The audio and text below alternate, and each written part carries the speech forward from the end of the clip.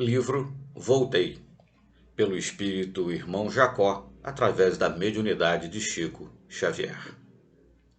A luta continua. Enquanto no corpo, não formulamos a ideia exata do que seja a realidade além da morte.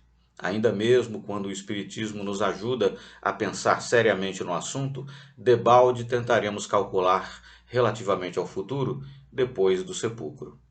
Os quadros sublimes ou terríveis no plano externo correspondem de alguma sorte à nossa expectativa. Contudo, os fenômenos morais dentro de nós são sempre fortes e inesperados. Antes da passagem, tudo me parecia infinitamente simples. Não passaria a morte de mera liberdade do espírito e mais nada. Seguiria nossa alma para esferas de julgamento, de onde voltaria a reencarnar, caso não se transferisse aos mundos felizes. Compreendo hoje que aceitar esta fórmula seria o mesmo que menoscabar a existência humana, declarando-se que o homem apenas renascerá na terra, respirará entre as criaturas e em seguida se libertará do corpo de baixa condensação fluídica. Quantos conflitos, porém, entre o aparecimento e a desagregação do veículo carnal? Quantas lições entre a infância e o declínio das forças físicas? Reconheço, presentemente, que as dificuldades não são menores para a alma liberta dos mais pesados impedimentos do plano material.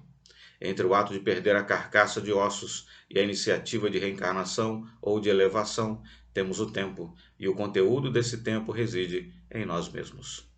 Quantos óbices a vencer, quantos enigmas a solucionar? Acreditei que o fim das limitações corporais trouxesse inalterável paz no coração, mas não é bem assim. No fundo, em nossas organizações religiosas, somos uma espécie de combatentes prontos a batalhar à distância de nossa moradia, e quando nos julgamos de posse da vida final, tornamos ao círculo doméstico para enfrentar, individualmente, a mesma guerra dentro de casa. Vestimos a roupa de carne a fim de lutar e aprender, e se muitas vezes sorvemos o desencanto da derrota, em muitas ocasiões nos sentimos triunfadores. Somos, então, filhos da turba distraída, companheiros de mil companheiros, cooperadores de mil cooperadores. Chega, no entanto, o momento em que a morte nos reconduz à intimidade do lar interior. E se não houve de nossa parte a preocupação de construir, aí dentro, um santuário para as determinações divinas, quantos dias gastamos na limpeza, no reajustamento e na iluminação? Ó, meus amigos do Espiritismo, que amamos tanto. É para vocês, membros da grande família que tanto desejei servir, que grafei estas páginas, sem a presunção de convencer. Não se acreditem quitados com a lei por haverem atendido a pequeninos deveres de solidariedade humana, nem se suponham habilitados ao paraíso por receberem a manifesta proteção de um amigo espiritual. Ajudem a si mesmos no desempenho das obrigações evangélicas. Espiritismo não é somente a graça recebida, é também a necessidade de nos espiritualizarmos para as esferas superiores. Falo-lhes hoje com experiência mais dilatada. Depois de muitos anos nas lides da doutrina, estou recompondo a aprendizagem a fim de não ser o companheiro inadequado ou o servo inútil. Guardem a certeza de que o Evangelho de Nosso Senhor Jesus Cristo não é apenas um conjunto brilhante de ensinamentos sublimes para ser comentado em nossas doutrinações. É o código da sabedoria celestial, cujos dispositivos não podemos confundir. Agradeço sensibilizado a colaboração de Emmanuel e de André Luiz nos registros humildes de meu refazimento espiritual nestas páginas que endereço aos irmãos de ideal e serviço. E pedindo a Jesus nos fortaleça a todos no trabalho a que fomos conduzidos, de modo a estendermos além de nós as bênçãos que nos felicitam, rogo também ajuda para mim mesmo, a fim de que a luz divina me esclareça e auxilie dentro do novo caminho de trabalho e elevação, porque se a experiência carnal amadurece e passa, a vida prossegue e a luta continua. Irmão Jacó, Pedro Leopoldo, Minas Gerais, 19 de fevereiro de 1948. Capítulo 1. De volta. Há muitas semanas guardo a permissão de escrever-lhes, relacionando o noticiário do velho companheiro já no outro mundo. Aliás, isto não é novidade para vocês, nem para mim. Quando se me esvaía a resistência orgânica, formei o projeto de endereçar-lhes um correio de amigo logo que a morte me arrebatasse. O espiritismo fora para mim não só simples crença religiosa, tornara-se o clima constante em que minha alma respirava, constituía elemento integrante de meu próprio ser.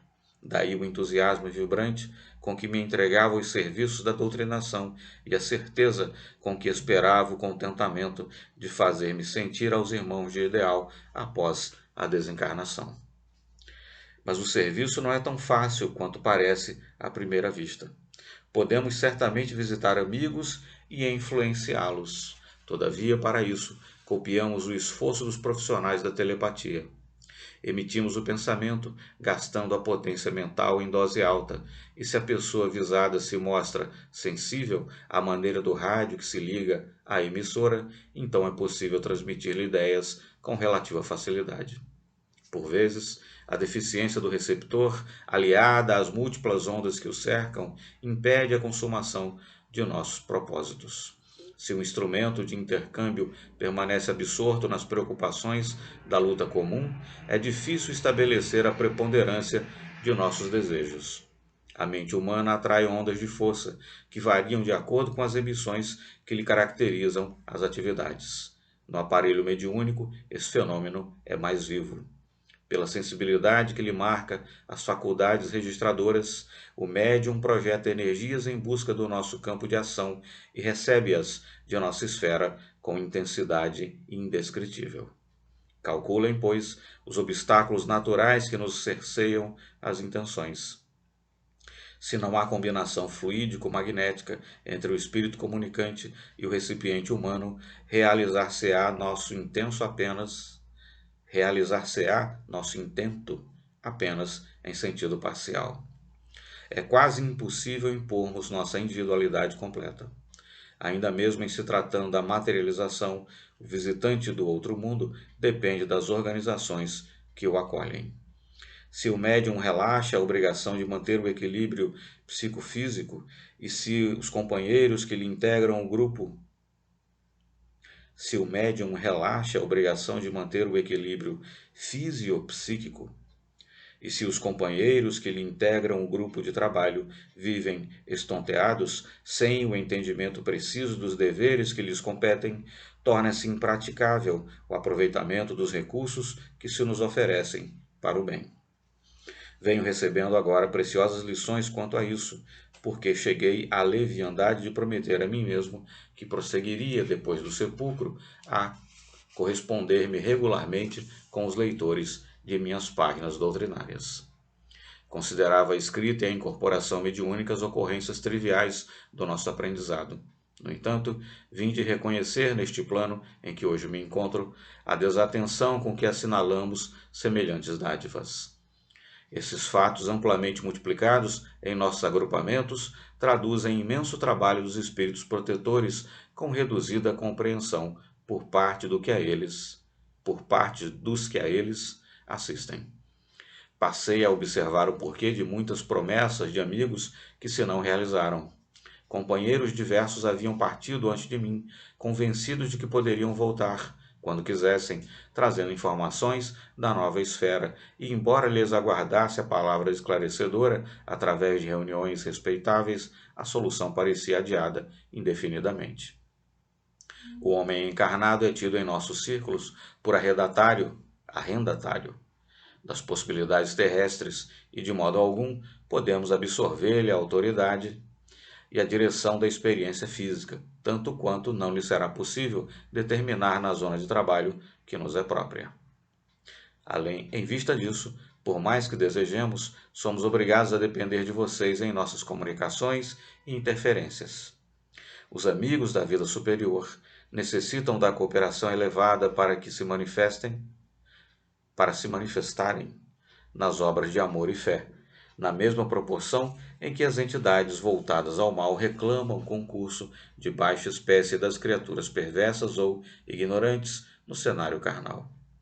Verifica-se a mesma disposição em nossa zona de serviço.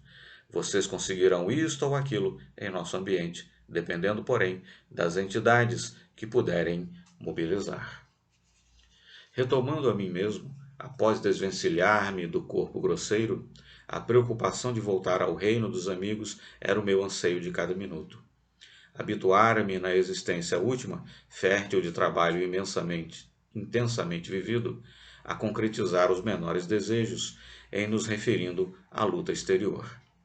O homem prático, que se mantém no corpo terrestre por mais de 50 anos, acostuma-se a ser invariavelmente obedecido. Isso cria enormes prejuízos para ele, por enclausurar-se instintivamente em roda viciosa de preconceitos nocivos que se lhe cristalizam vagarosamente na organização mental. Os melindres passam a torturá-lo, a conveniência é interpretada por desrespeito à prudência, por ingratidão. Quase me considerei ofendido quando os benfeitores espirituais me cortaram a probabilidade do retorno apressado. Afinal, pensava de mim para comigo, o que pretendia não era, de maneira nenhuma, a admiração alheia, nem tencionava aproveitar o ensejo para a propaganda de meu nome. Interessava-me, sim, a prova da sobrevivência. Para tanto, se me fosse possível, tocaria um clarim mais alto que uma sirene festiva.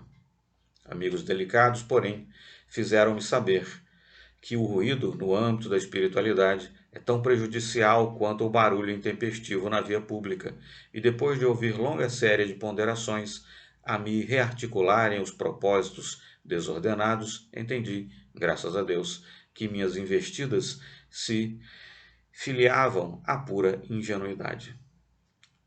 As primeiras visitas que efetuei, junto aos núcleos doutrinários, verificaram-se justamente no Rio.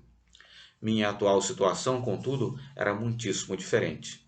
Quando no corpo, identificava somente reduzida região de trabalho. Acompanhado de amigos que me conduziam solícitos, reparava agora um mundo novo, de aspecto intraduzível. As casas espiritistas, em função de estudo e socorro, eram verdadeiras colmeias de entidades desencarnadas. Algumas em serviço de benemerência evangélica, outras, e em número imenso, vinham à cata de alívio e esclarecimento, a lembrar-nos multidões de acidentados às portas dos hospitais de emergência. O volume das obrigações agigantou-se aos meus olhos. Compreendi, então, de quanta abnegação temos necessidade, a fim de perseverarmos no bem até ao fim da luta, segundo os ensinamentos de Jesus. Minha primeira impressão foi negativa. No fundo, cheguei a admitir por alguns instantes a incapacidade da colaboração humana ante a imensidão do serviço. Todavia, a palavra de companheiros experientes reergueu-me o bom ânimo. Sementes minúsculas produzem toneladas de grãos que abastecem o mundo. Assim também, os gérmens da boa vontade improvisam atividades heróicas na edificação humana. Essa conclusão tranquilizou-me e tive a alegria de fazer-me notado em vários centros da doutrina, valendo-me da cooperação de alguns médiuns que me interpretaram a personalidade. As oportunidades, porém, não me ofereciam recursos ao noticiário mais completo. Comecei a guerrear meu individualismo gritante e, examinando a respeitabilidade dos interesses alheios, não me senti suficientemente encorajado a interferências que redundassem no prejuízo do bem geral. Depois de variadas experiências, vinha Pedro Leopoldo pela primeira vez após a libertação. Como se afigurou diferente o grupo que eu visitara em agosto de 1937, em companhia do meu prezado Watson. A casa humilde estava repleta de gente desencarnada. Os companheiros, ao redor da mesa, eram poucos. Não excedia de 20 o número de pessoas no recinto. As paredes como que se desmaterializavam, dando lugar a vasto ajuntamento de almas necessitadas que o orientador da casa, com a colaboração de muitos trabalhadores, procurava socorrer com a palavra evangélica. Entrei, ladeando 3 irmãos, recebendo abraços acolhedores. Notando os cuidados do dirigente, prevendo as particularidades da reunião, recordei os espíritos controladores a que se referem comumente nossos companheiros da Inglaterra. Estávamos perante equilibrado diretor espiritual. Todas as experiências e realizações da noite permaneciam programadas. Incontáveis fios de substância escura partiam como riscos notáveis das entidades perturbadas e sofredoras, tentando atingir os componentes da pequena assembleia de encarnados, mas, sob a supervisão do mentor do grupo, fez-se belo traço de luz em torno do quadrado a que vocês se acolhiam, traço esse que atraía as emanações de plúmbea cor, extinguindo-as. Explicou-me um amigo que as pessoas angustiadas, sem o corpo físico, projetam escuros apelos, filhos da tristeza e da revolta, nas casas de fraternidade cristã em que se improvisam tarefas de auxílio. Enquanto vocês oravam e atendiam às solicitações entre os dois mundos, observei que trabalhadores espirituais extraíam de alguns elementos da reunião grande cópia de energias fluídicas, aproveitando-as na materialização de benefícios para os desencarnados em condições dolorosas. Não pude analisar toda a extensão do serviço que aí se processava, mas esclareceu-me delicado companheiro que em todas as sessões de fé religiosa consagradas ao bem do próximo, os cooperadores dispostos a auxiliar com alegria são aproveitados pelos mensageiros dos planos superiores, que retiram deles os recursos magnéticos que Raichenbach batizou de forças ódicas, convertendo-os em utilidades preciosas para as entidades dementes e suplicantes. Minha mente, contudo, interessava-se na aproximação com o médium, fixa na ideia de valer-se dele para contato menos ligeiro com o mundo que eu havia deixado. Rompi as conveniências e pedi a colaboração do supervisor da casa, embora o respeito que a presença dele me inspirava. Não me recebeu o pedido com desagrado. Tocou-me os ombros paternalmente e acentuou, esquivando-se. Meu bom amigo, é justo esperar um pouco mais. Não temos aqui um serviço de mero registro. Convém ambientar a organização mediúnica. A sintonia espiritual exige trato mais demorado. Lembrei-me então, imperfeito e egoísta que ainda sou, de André Luiz. Ele não fora espiritista, no entanto, começara de pronto o noticiário do outro mundo. O diretor, liberal e compreensivo, mergulhou em mim os olhos penetrantes, como se estivesse a ler as páginas mais íntimas de meu coração, e sem que eu enunciasse o que pensava, acrescentou, humilde. Não julgue que André Luiz haja alcançado a iniciação de improviso. Sofreu muito nas esferas purificadoras e frequentou-nos a tarefa durante 700 dias consecutivos, afinando-se com a instrumentalidade. Além disso, o esforço dele é impessoal e reflete a cooperação indireta de muitos benfeitores nossos que respiram em esferas mais elevadas. E passou a explicar-me as dificuldades, indicando os óbices que se antepunham à ligação e relacionando esclarecimentos científicos que não pude guardar de memória. Em seguida, prometeu que eu auxiliaria no instante oportuno. Realmente, estava desapontado, mas satisfeito. Avizinhara-me dos amigos, incapaz de fazer-me percebido. Entretanto, começava a entender não somente os empecilhos naturais no intercâmbio entre ambas as esferas, mas também a necessidade do desprendimento e da renúncia na obra cristã que o Espiritismo, com Jesus, está realizando em favor do mundo.